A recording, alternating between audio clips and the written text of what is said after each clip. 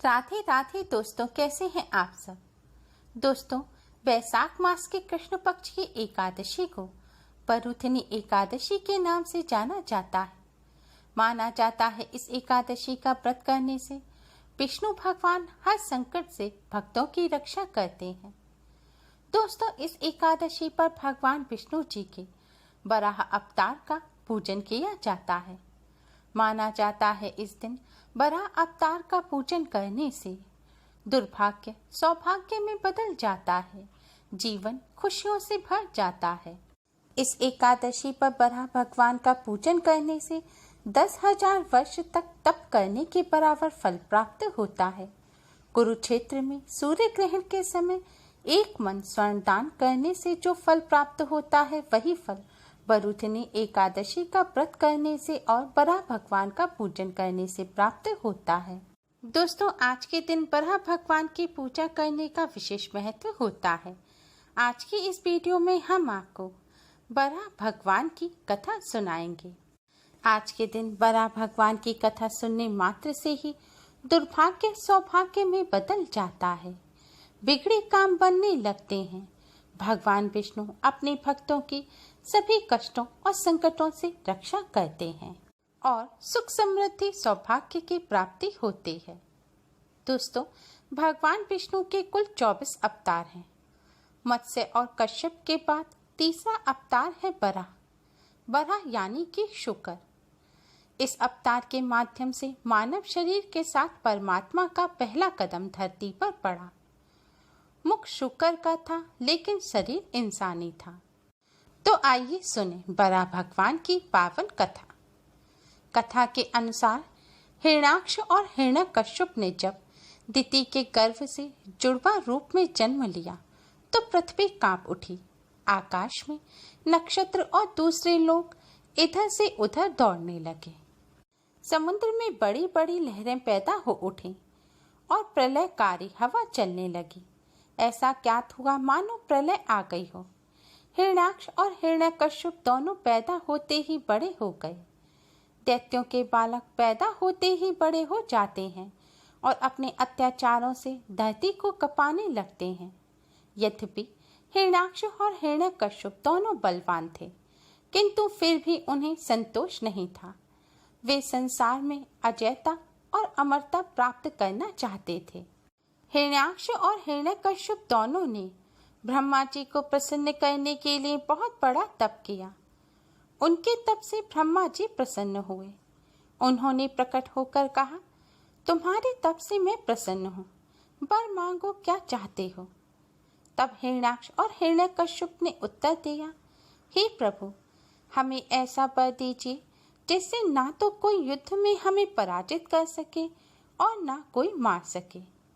तब ब्रह्मा जी तथास्तु कहकर अपने लोक में चले गए।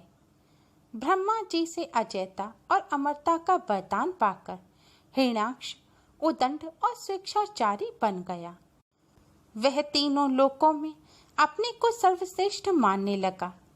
दूसरों की तो बात ही क्या, वह स्वयं विष्णु भगवान को भी अपने समक्ष तुच्छ मानने लगा। हिरण्याक्ष ने गर्वित होकर तीनों लोकों को जीतने का विचार किया। वह हाथ में गदा लेकर इंद्रलोक में जा पहुंचा। देवताओं को जब उसके पहुंचने की खबर मिली तो वे भयभीत होकर इंद्रलोक से भाग गए। देखते ही देखते समस्त इंद्रलोक पर हिरण्याक्ष का अधिकार स्थापित हो गया। जब इंद्रलोक में युद्ध करने के लिए उसे कोई नहीं मिला तो हिरण्याक्ष वरुण की राजधानी विभावरी नगरी में जा पहुंचा। उसने वरुण के समक्ष उपस्थित होकर कहा, वरुण देव, आपने दैत्यों को पराजित करके राजसूय यज्ञ किया था। आज आपको मुझे पराजित करना होगा। कमर कसकर तैयार हो जाइए। मेरी युद्ध पिपाशा को शांत कीजिए। हिरण्याक्ष का कथन सुनकर वरुण देव के मन में रोष उत्पन्न हुआ, किंतु उन्होंने भीतर ही भीतर उसे दबा दिया। वे बड़े शांत भाव से बोले, तुम महान योद्धा और शूरवीर हो। तुमसे युद्ध करने के लिए मेरे पास शौर्य कहाँ। तीनों लोकों में भगवान विष्णु को छोड़कर कोई भी ऐसा नहीं है जो तुमसे युद्ध कर सके, अतः उन्हीं के पास जाओ, वे ही तुम्हारी युद्ध पिपासा को शांत करेंगे। वरुण देव के कथन सुनकर हिरण्याक्ष भगवान विष्णु जी की खोज में समुद्र के नीचे रसातल में जा पहुंचा।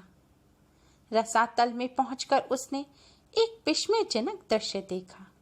उसने देखा एक बराह अपने दांतों के ऊपर धरती को उठाए हुए चला जा रहा है। वह मन ही मन सोचने लगा, यह बराह कौन है? कोई भी साधारण बराह धरती को अपने दांतों के ऊपर नहीं उठा सकता। अवश्य यह बराह के रूप में भगवान विष्णु ही हैं, क्योंकि वे ही देवताओं के कल्याण के लिए माया का नाटक करते रहते हैं। हिरण्याक्ष बराह को लक्ष्य करके बोल उठा, तुम अवश्य ही भगवान विष्णु हो।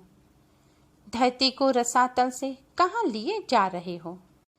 यह धरती तो दैत्यों के उपभोग की वस्तु है, इसे रख दो। तुम अनेक बार देवताओं के कल्याण के लिए दैत्यों को छल चुके हो, आज तुम मुझे छल नहीं सकोगे। आज मैं पुराने बैर का बदला तुमसे चुका कर रहूंगा। यद्यपि हिरण्याक्ष ने अपनी कटु वाणी से गहरी चोट की थी, किंतु फिर भी भगवान विष्णु शांत ही रहे। उनके मन में रंच मात्र भी क्रोध पैदा नहीं हुआ। वे बराह के रूप में अपने दांतों पर धरती को लिए हुए धरती को जल में डूबने से बचाने के लिए आगे बढ़ते रहे। हिरण्याक्ष भगवान बराह रूपी विष्णु के पीछे लग गया। वह कभी उन्हें निर्लज्ज कहता, कभी कायर कहता और कभी मायावी कहता, पर भगवान विष्णु केवल मुस्कुराकर रह जाते। उन्होंने रसातल से बाहर निकलकर धरती को समुद्र के ऊपर रख दिया। हिरण्याक्ष उनके पीछे लगा हुआ था, अपने वचन बाणों से उनके हृदय को बेध रहा था। भगवान विष्णु ने धरती को स्थापित करने के पश्चात हिरण्याक्ष की ओर ध्यान दिया। उन्होंने हिरण्याक्ष की ओर देखते हुए कहा, तुम तो बड़े बलवान हो। बलवान लोग कहते नहीं हैं, करके दिखाते हैं। तुम तो केवल प्रलाप कर रहे हो। मैं तुम्हारे सामने खड़ा हूं, तुम क्यों नहीं मुझ पर आक्रमण करते? बढ़ो आगे, मुझ पर आक्रमण करो। हिरण्याक्ष की रगों में बिजली दौड़ गई। वह हाथ में गदा लेकर भगवान विष्णु पर टूट पड़ा। भगवान के हाथों में कोई अस्त्र शस्त्र नहीं था। उन्होंने दूसरे ही क्षण हिरण्याक्ष के हाथ से गदा छीनकर दूर फेंक दी। हिरण्याक्ष क्रोध से उन्मत्त हो उठा।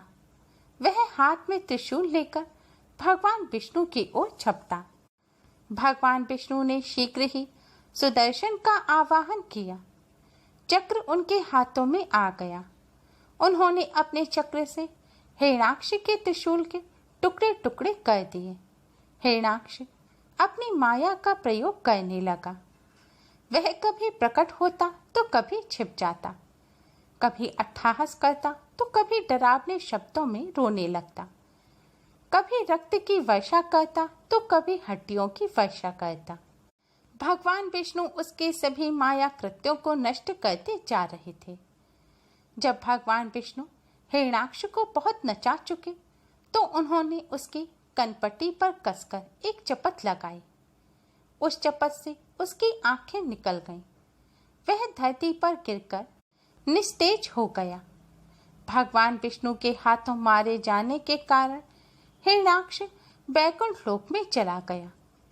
वह फिर भगवान के द्वार का प्रहरी बनकर आनंद से जीवन व्यतीत करने लगा।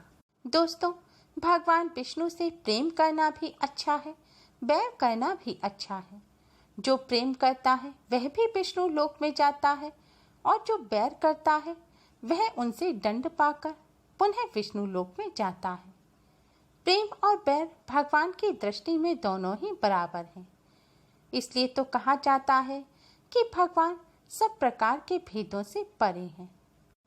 व्यक्ति चाहे प्रेम से करे या बैर से करे, पर हर हालत में भगवान विष्णु का स्मरण अवश्य ही करें। भगवान विष्णु परम पिता परमेश्वर हैं। जो भी व्यक्ति भगवान विष्णु का स्मरण ध्यान करता है उसे विष्णु लोक की प्राप्ति होती है। दोस्तों, आज के दिन वराह भगवान की इस कथा को सुनने मात्र से ही दुर्भाग्य सौभाग्य में बदल जाता है।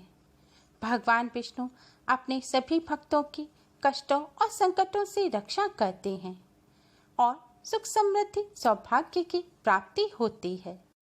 उम्मीद है आपको हमारी ये वीडियो पसंद आई होगी। प्लीज़ लाइक करें, हमारी इस वीडियो को अपने फ्रेंड्स और रिश्तेदारों में ज़्यादा से ज़्यादा शेयर करें जिससे वह भी इसका लाभ उठा सकें। हमारी और भी वीडियोस के लिए हमारे चैनल को सब्सक्राइब करना ना भूलें। Thanks for watching. Radhe Radhe.